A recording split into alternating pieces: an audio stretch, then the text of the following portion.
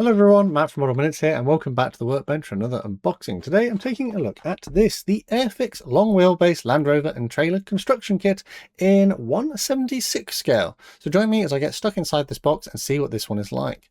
So this is one of those Lidl UK kind of Father's Day June 2026 limited edition exclusives that Airfix and Lidl released.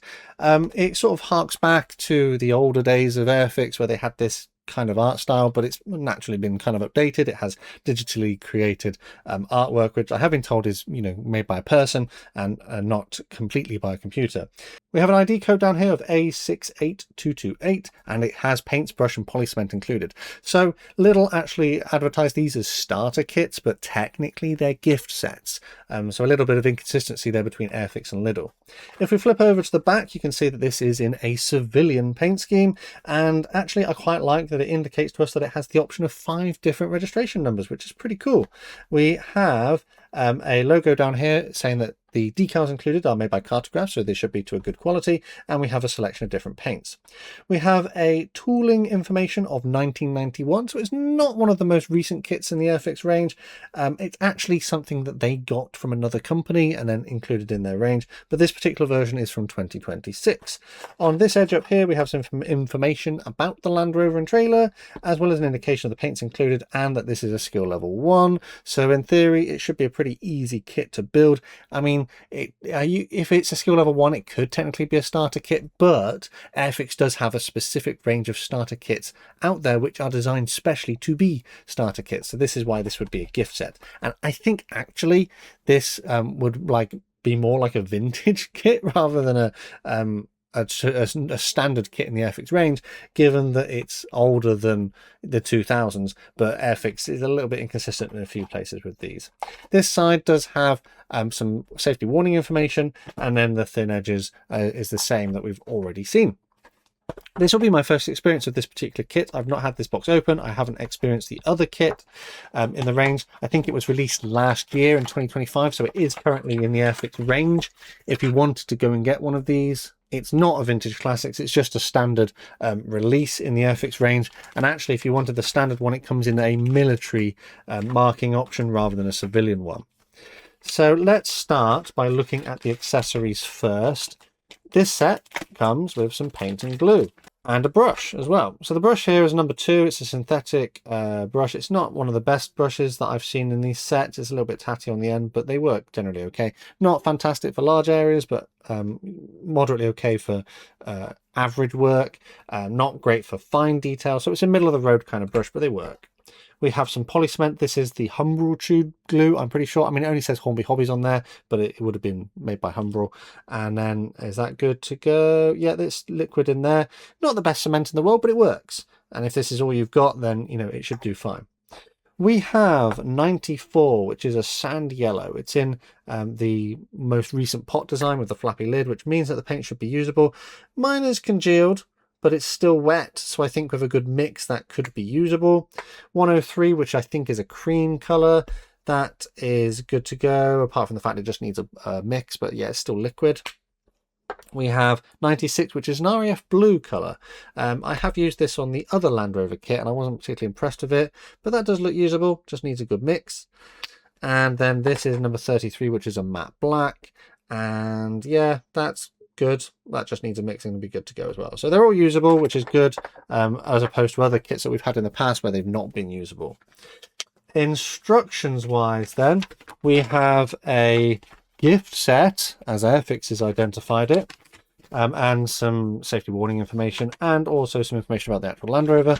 And then if we open it up, we have a key to the different symbols down the bottom left, and then we start the construction. So relatively straightforward by the looks of it. You build it up a bit like a box, add your seats and things inside. There are some smaller details. Steering wheel goes inside of the front of the sort of cab, and then clear parts as well. We also then add different parts into the back. I think this is like a flatbed part. We add the front, including our bonnet, and then we can add the soft top. I imagine you could probably leave the soft top off if you wanted to have it like as a pickup or something, but you might have to do something about the cab area. So that doesn't seem to be designed into the kit. That would need modification.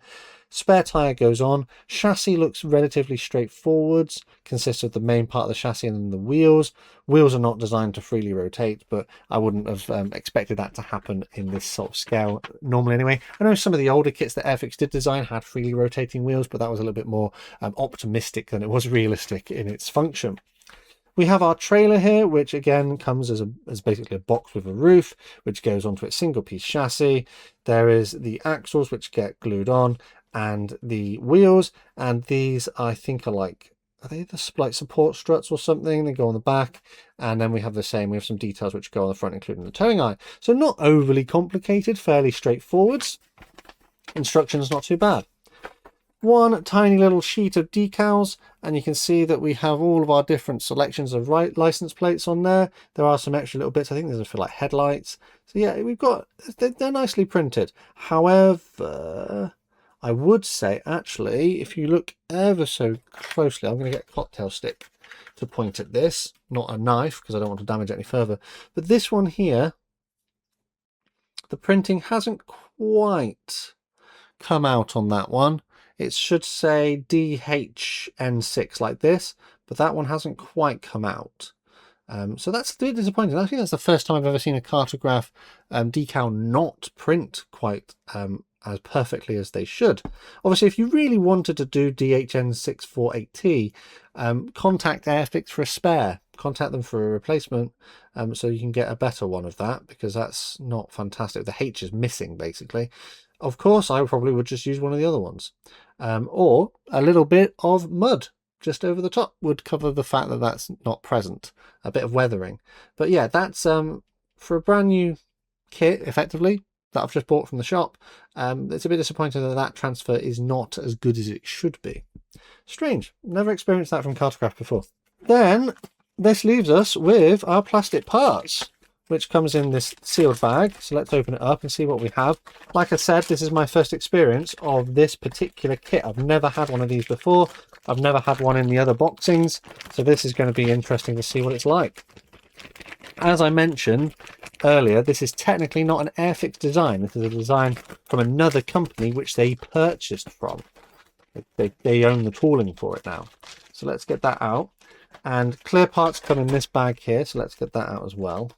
So clear parts then, they are our cab windows, which they're okay. I think given the small scale, they're not too bad, but you can see there is some like waviness and almost like scuffs in them.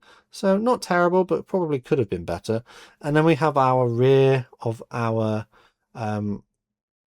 it's like a hard body rear. Interestingly, there's a big ejector pin mark here which goes right over the window, but this is this looks like it's for a hard body rather than a soft top. I don't think we needed that one. Do we need that one, or am I misremembering? No, I don't think we did need that one because we've got the soft top part. So does this include the parts for the hard top? That's interesting. Let's have a look and see if it includes hard top parts, which I don't know. That's soft top, isn't it? Is there a slightly different tooling out there which has hard top parts? Or am I missing something? That's the trailer. All right, so let's look at the plastic parts. So they don't look too bad. They look a little bit old, a little bit tatty, some little scuffs and things in a few places on the plastic. There is a bit of an ejector pin there, a little bit of flash.